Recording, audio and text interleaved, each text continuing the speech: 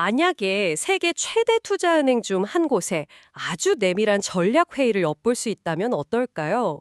지금 세상이 이렇게 불확실한데 유독 자신감 넘치는 목소리가 들려온다면 그 근거를 한번 파헤쳐보고 싶지 않으신가요? 오늘이 바로 그 기회입니다.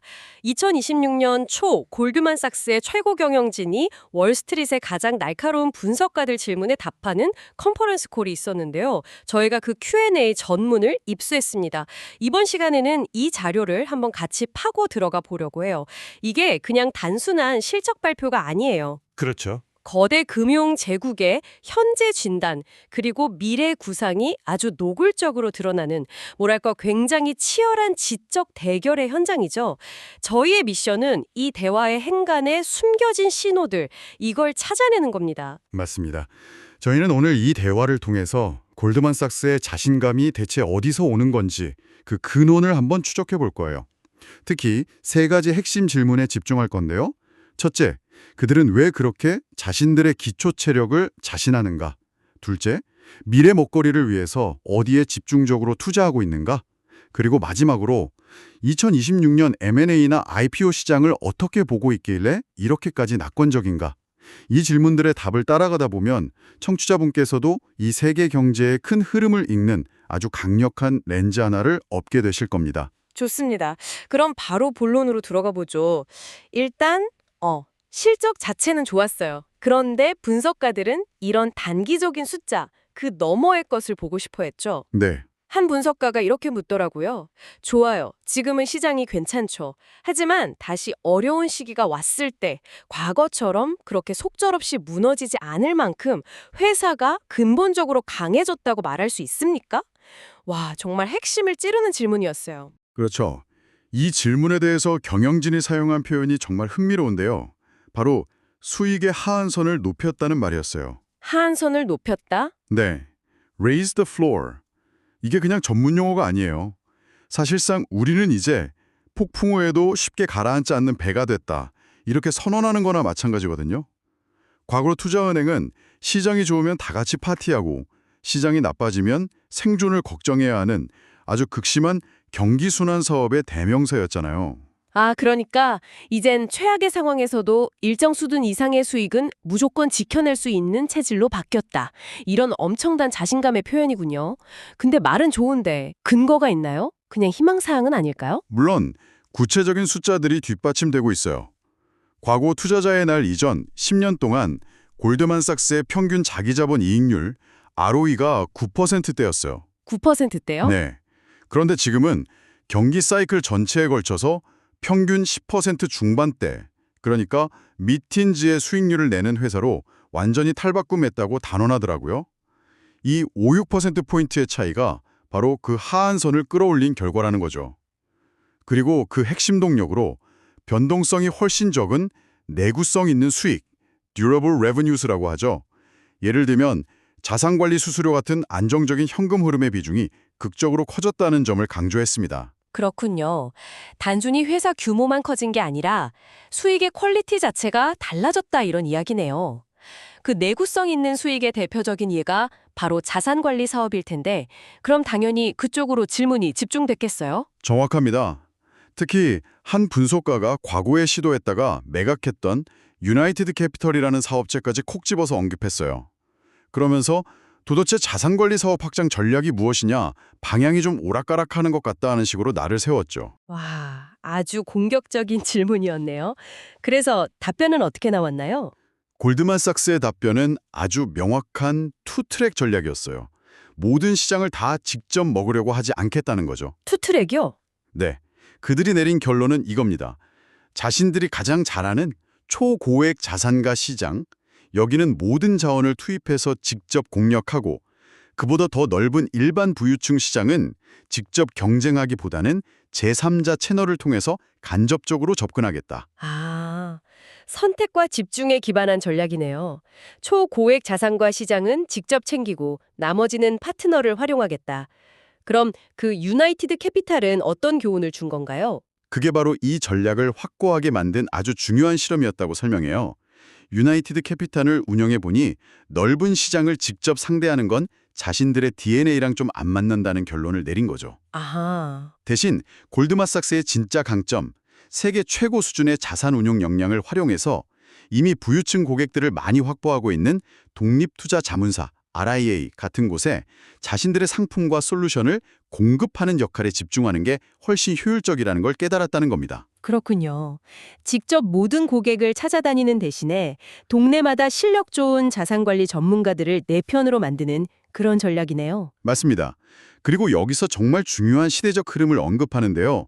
바로 거대한 세대강 부의 이전입니다. 아, 부의 이전? 네, 베이비붐 세대가 축적한 엄청난 부가 다음 세대로 넘어가면서 새로운 초고액 자산가들이 계속 생겨나고 있다는 거죠. 이건 일시적인 현상이 아니라 앞으로 수십 년간 이어질 거대한 파도예요. 골드만삭스는 바로 이 파도에 올라타겠다는 겁니다. 그래서 장기 목표로 수수료 기반의 자산관리 자산을 시장 성장률보다 높은 연간 5%씩 꾸준히 성장시키겠다고 공언했어요. 이건 정말 공격적인 목표치입니다. 그렇게 외부 고객, 특히 초고액 자산가들을 공략하는 한편 내부적으로는 어떻게 더 강해지려 할까요? 결국 인력의 핵심인 사업인데 그 인력의 능력을 극대화하기 위한 비장의 무기가 바로 AI였습니다. 마침 한 분석가가 이 부분을 아주 날카롭게 파고들었죠. 네, 그 질문이 정말 인상적이었어요. 뜬구름 잡는 소리는 이제 그만하고 골드만삭스가 AI로 실제로 무엇을 하고 있는지, 그래서 달성하려는 구체적인 목표가 뭔지 숫자로 말해달라. 이렇게 직설적으로 요구했죠. AI 이야기는 요즘 어느 기업이나 다 하잖아요. 솔직히 뜬구름 잡는 소리처럼 들릴 때가 많은데 골드만삭스의 답변에서 아, 이건 진짜구나 하고 느낀 부분이 있었나요? 바로 그 지점입니다. 그들은 AI로 회사를 재창조하겠다. 이런 거창하고 모호한 말을 하지 않아요. 오히려 아주 현실적이고 실용적인 도구로 접근하더군요. 그들의 머릿속에면 단 하나의 질문만 있는 것 같았어요. 이 AI라는 도구로 우리 직원 한 명이 얼마나 더 많은 돈을 벌어올 수 있게 만들 것인가? 이 질문에만 철저히 집중하는 거죠. 굉장히 실용적인 접근이네요. AI를 위한 AI가 아니라 철저히 수익 증대를 위한 AI라는 거군요. 구체적으로 어떤 방식으로 이걸 구현하고 있다는 건가요? 두 가지 접근 방식을 동시에 사용하고 있었어요. 첫 번째는 개인 차원의 접근입니다. 똑똑한 직원들한테 최신 AI 모델이나 자체 개발 앱 같은 강력한 연장을 쥐어주고 각자 알아서 생산성을 높이게 하는 일종의 상향식, 바람업 방식이죠. 아, 직원들 개개인에게. 네. 그런데 더 중요하고 흥미로운 건 두 번째, 기업 차원의 접근이에요. 기업 차원의 접근이라면 어떤 걸까요? 기존의 비효율적인 운용 프로세스 자체를 AI를 이용해서 완전히 재창조하는 하향식, 탑다운 방식입니다.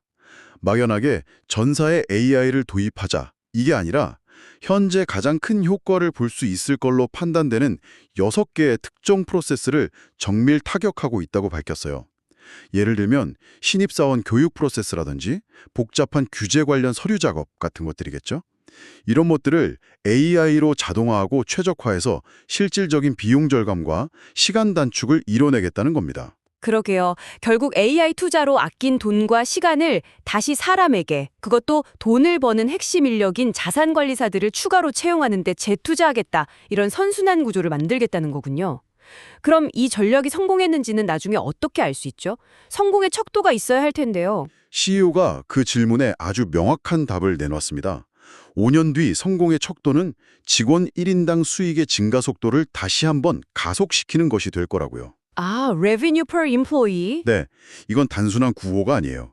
AI에 대한 모든 투자는 결국 구체적인 재무 성과로 증명되어야 한다는 강력한 의지를 보여주는 대목이죠. 내부적으로는 기초 체력을 다지고 AI로 효율성을 극대화하면서 동시에 외부 시장 환경에 대해서는 엄청난 자신감을 내비쳤단 말이죠. 특히 2026년 시장 전망이 아주 흥미로웠어요. 한 분석가가 야구 비유를 들어서 재치 있게 질문을 던졌죠. 네, 맞아요. 자본시장 사이클로 보면 지금 몇 해 초입니까? 라면서요. 그러면서 2021년에 그 엄청났던 실적이 혹시 우리가 다시는 넘볼 수 없는 최고점 아니었나요? 라고 뼈있는 질문을 덧붙였고요. 그 질문에 대한 CEO의 답변은 정말 단호했어요. 2021년은 결코 최고점이 아니며 장기적으로 모든 기록은 깨지기 마련이라고 딱 잘라 말했죠. 와, 그러면서 2026년은 M&A와 자본시장 활동에 있어서 믿을 수 없을 정도로 건설적인 incredibly constructive 한 환경이 될 거라고 예측했습니다. 이건 그냥 좋을 것이다 수준의 낙관론이 아니에요. 엄청난 확신이 담긴 표현이죠. 믿을 수 없을 정도로 건설적이라니 정말 강한 표현이네요. 대체 그 자신감은 어디서 나오는 걸까요? 뭔가 확실한 근거가 있겠죠. 물론입니다. 가장 직접적인 근거는 바로 수주잔고, 백록이에요. 앞으로 처리해야 할 M&A 자문이나 IPO 주관 계약 같은 것들이죠. 이 수주잔고가 무려 7분기 연속으로 증가해서 최근 4년 내 최고 수준에 도달했다는 겁니다. 7분기 연속이요? 네, 특히 M&A 자문 부문이 성장을 견인하고 있고요. 쉽게 말해 지금 창고에 일감이 산더미처럼 쌓여 있다는 뜻입니다. 아하, 이미 수주해놓은 계약만 봐도 내년, 내후년 실적은 따놓은 당상이다. 이런 거군요. 리스크는 없나요? 유일한 위험 요인으로는 누구들 예측할 수 없는 외부 사건, 예를 들어 지정학적 충격이나 예상치 못한 거시경제 쇼크 같은 것들을 꼽았어요. 그런 돌발 변수만 없다면 현재의 상승 사이클은 매우 견고하다는 시각입니다. M&A 시장은 그렇다 치고 몇 년간 정말 잠잠했던 IPO 시장은 어떤가요? 거기도 다시 활기를 띨까요? 그 부분도 솔직하게 인정하더군요. 현재 IPO 시장은 여전히 확실히 평균 이하 수준에 머물러 있다고 말했어요. 하지만 아주 중요한 긍정적인 신호들이 나타나고 있다고 덧붙였죠. 가장 큰 변화는 기업들이 과거보다 비상장 상태로 훨씬 더 오래, 더 크게 성장한 후에야 상장을 고려한다는 점이에요. 그래서 한 번 시장에 나오면 그 규모가 예전과는 비교할 수 없이 크다는 거죠. 밸류에이션에 대한 눈높이 차이의 문제도 있었잖아요. 팔려는 쪽과 사려는 쪽의 가격 기대치가 너무 달라서 거래가 무산되는 경우가 많았는데 그건 좀 해결이 됐나요? 네, 그 문제도 이제 많이 완화되고 있다고 분석했어요. 시장이 조정을 거치면서 거품이 좀 꺼지고 매도자와 매수자 간의 가격에 대한 공감대가 형성되기 시작했다는 거죠. 그리고 사모펀드들이 보유하고 있는 기업들의 IPO도 이제 본격적으로 시작될 거라는 기대감도 컸고요.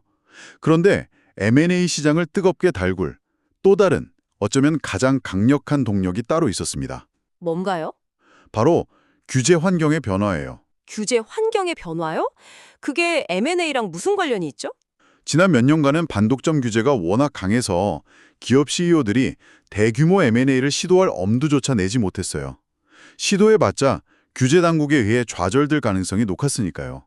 그런데 지금은 정치 지형과 규제 분위기가 바뀌면서 CEO들이 이제는 대규모 통합이 가능하다고 느끼기 시작했다는 겁니다.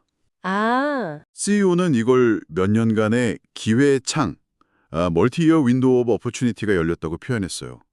이건 M&A를 망설이던 기업들에게 엄청난 행동 동기를 부여하는 심리적인 기폭제가 될 수 있습니다. 와, 이건 정말 중요한 포인트네요. 단순히 경제가 좋아서 M&A가 늘어나는 게 아니라 그동안 억눌려 왔던 거대한 합병 수요가 규제의 빗장이 풀리면서 한꺼번에 터져나올 수 있다는 거잖아요. 바로 그겁니다. 저는 이 말을 듣고 2000년대 초반 닷컴 버블 붕괴 직후가 생각났어요. 모두가 움츠러들 때 과감하게 M&A에 나섰던 기업들이 그 후 10년의 승자가 됐거든요. 지금 비슷한 기회가 다시 오고 있다는 강력한 신호를 읽힙니다. 이런 전통적인 금융시장 외에 미래 기술에 대한 이야기도 흥미로웠습니다.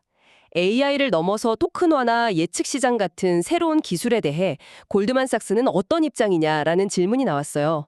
시장을 주도하고 있나요? 아니면 그냥 따라가고 있나요? 라는 이것도 꽤나 도발적인 질문이었죠. 골드만삭스의 접근법을 한마디로 요약하면 신중한 관찰자 혹은 전략적 인내심에 가까워 보였어요. 무조건 선두에 서서 깃발을 꽂기보다는 이 새로운 기술들이 기존의 핵심 사업을 어떻게 더 강하게 만들고 어떤 새로운 사업 기회를 열어줄 수 있는지 깊이 연구하면서 조심스럽게 접근하고 있다는 인상을 받았어요. 너무 신중하다가 기회를 놓치는 건 아닐까요? 요즘 기술 변화 속도가 워낙 빠르잖아요. 그럴 수도 있죠. 하지만 그들은 단기적인 유행에 휩쓸리기보다는 장기적인 관점에서 접근하는 것 같았어요.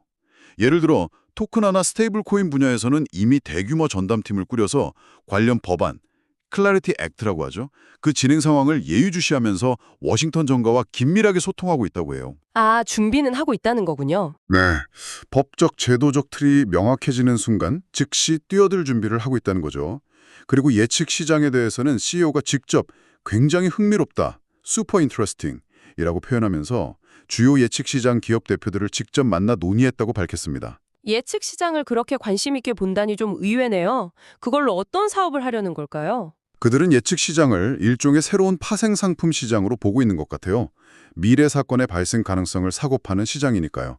이건 골드만삭스가 가장 잘하는 분야 중 하나죠. 전반적인 시각은 이래요.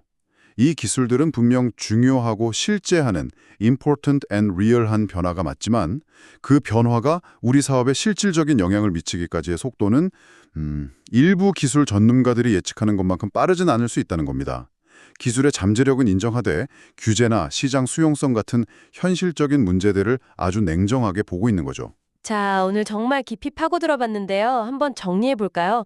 골드만삭스는 안정적인 수익 구조를 바탕으로 한 탄탄한 기초 체력에 강한 자신감을 보이고 있고 미래 성장을 위해 초고획 자산가 시장과 AI를 활용한 내부 효율성 극대화라는 두 개의 엔진에 집중하고 있었습니다. 그리고 무엇보다 규제 환경의 변화라는 거대한 순풍에 힘입어 2026 M&A 시장에 대해 이례적일 정도의 낙관론을 펼치고 있었고요. 네. 청취자분들께 이 내용이 중요한 이유는 이게 단순히 한 은행의 이야기가 아니기 때문입니다. 골드만삭스의 전략과 전망은 거대한 세대 간 부의 이전, AI를 통한 기업의 생산성 혁신, 그리고 잠재적으로 폭발할 수 있는 M&A 환경이라는 우리 경제를 움직이는 더 큰 트렌드를 고스란히 담고 있거든요.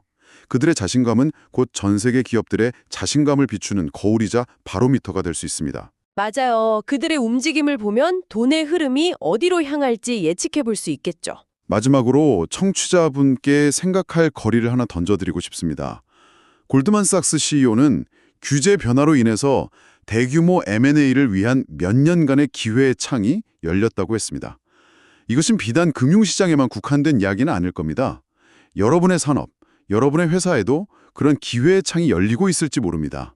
만약 당신이 지금 한 거대 기업의 CEO라면 이 창문이 닫히기 전에 어떤 대담하고 혁신적인 움직임을 반드시 실행해야 한다고 생각하시나요? 한번 고민해 보시면 흥미로울 것 같습니다.